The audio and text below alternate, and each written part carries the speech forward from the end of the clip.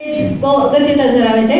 આ સાથે સાથે એક વાત ખાસ કહી દઉં કે જે કોઈ સ્પર્ધક અહીંયા આવે એ માઇકથી તમારા વોઇસનો ડિસ્ટન્સ ખાસ ચેક કરે.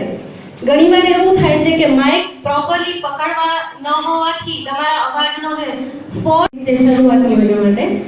સો wish you all the best to all. Thank you.